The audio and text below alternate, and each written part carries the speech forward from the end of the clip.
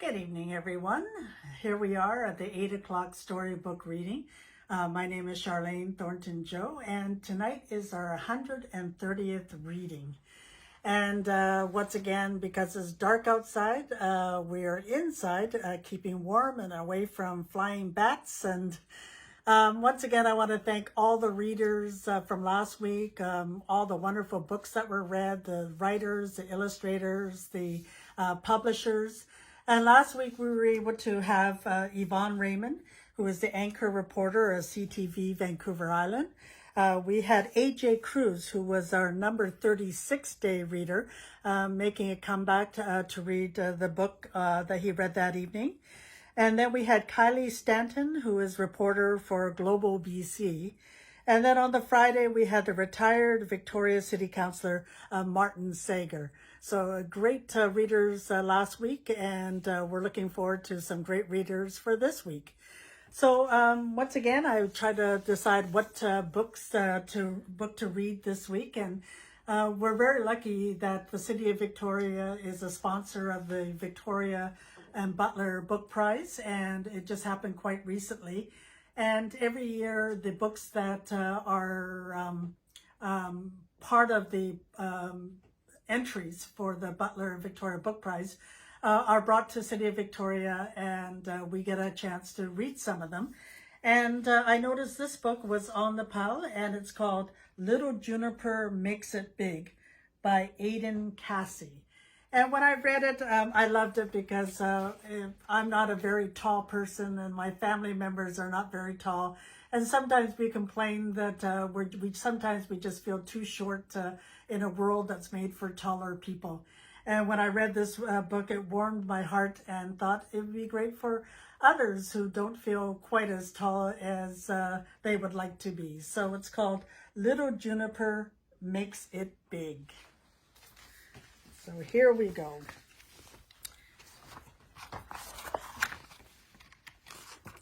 Little Juniper Makes It Big by Aiden, Cassie.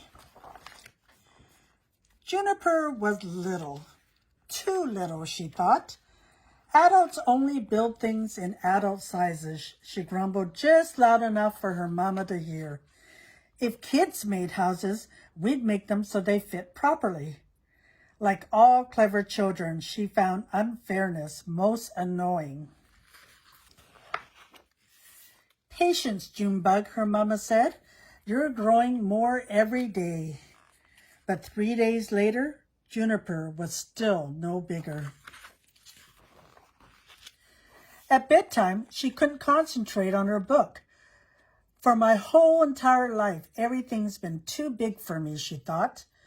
The movie seats, the sinks were hard to reach, the piano was hard to play, the doorknob she could barely reach, the car seat she could barely look out the window, the counters she couldn't see the counters and reach up to the staff.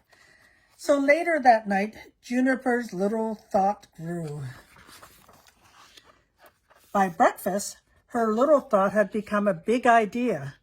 By lunchtime, a cunning plan. Juniper assembled springboards and stilts, built heighteners and hoppers, and made cranes and catapults, all so that she could try to reach things, and even flew by balloon. But despite her inventiveness, Juniper's efforts fell short, and you can see her falling. By Monday, Juniper felt smaller than ever. Things were better at school.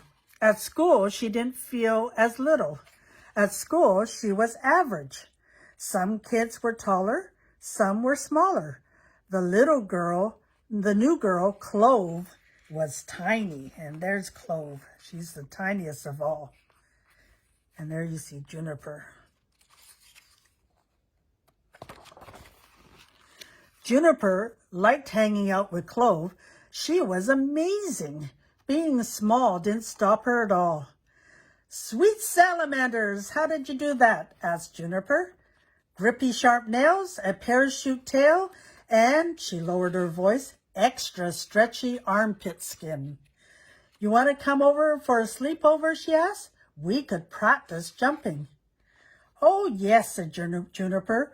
Some unsmallness lessons were just what she needed. She counted the days until the weekend. On Friday, Juniper packed her suction cup shoes, 13 feet of rope, and a helmet. She said goodbye to her mama and headed to Clove's house. But when she arrived, she found she didn't need to climb or stretch for anything.